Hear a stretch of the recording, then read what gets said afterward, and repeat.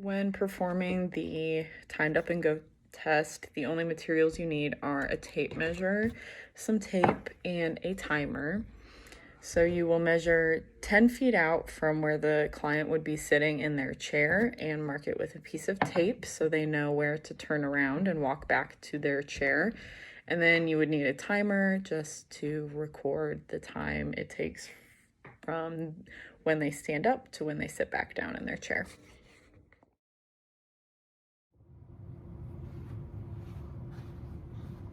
Hi Joe, my name's Allie. I'm an occupational therapy student. How are you doing today? Good. Good. Do you have any experience with occupational therapy before? Yes. Good deal. So you know that we're here to help you get back to doing those things that you want and need to do in your day-to-day life. Today we are going to be doing a functional mobility and balance assessment, as well as I'm going to ask you a few questions.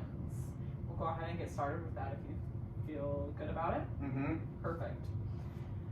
So have you had any falls in the past year? No. Worries about falling or feeling unsteady when standing or walking? A little. Problems with heart rate or arrhythmias? No. Okay. Any cognitive impairments? No. Incontinence? No. Depression? No. Any problems with your feet? I have an ingrown toenail. Okay. Does that hurt when you're walking or Not standing? usually. Okay. Any other medical problems I should be aware of? No. Okay. Are you on any psychoactive medications? No. Opioids? No. Or medications that may cause sedation or No. confusion? And how about any medications that can cause hypotension? Nope. Okay.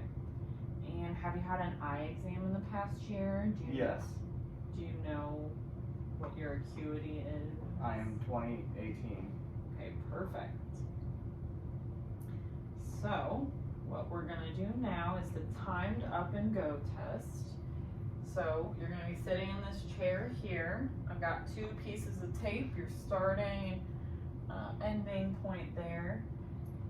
And when I say go, I'm gonna have you stand up from the chair using those armrests to lift yourself up. You're gonna walk at your normal pace all the way down to this line of tape. You're gonna turn around, walk back here, and go ahead and sit back down into your chair. Okay. Do you have any questions for me about the instructions? Will this be timed? It will be timed, yes. I will have my timer with me. So I've got my timer ready, and I'll have you go ahead and go.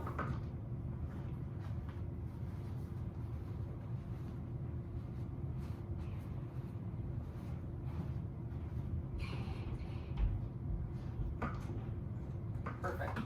In an actual test, we would not use a rolling chair, but that's the only chair we had with arms on it, so bear with us.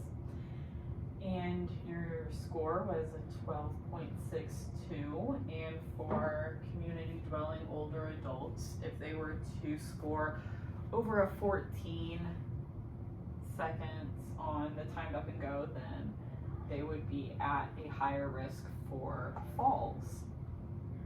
So to prevent falls, Joe, in the future, I'd just say remove any rugs that you have in walking paths that you may trip over, and I will go ahead and show you, if you were to fall, how you would assess if you have any injuries and how to get up from there. Okay. All right, great job today.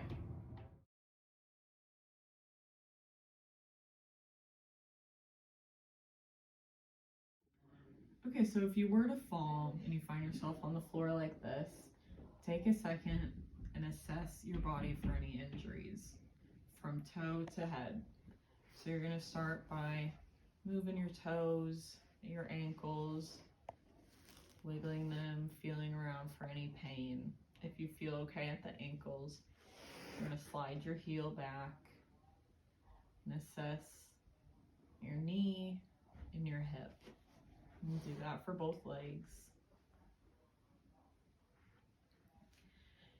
If your hips and your knees are alright, then take a deep breath in.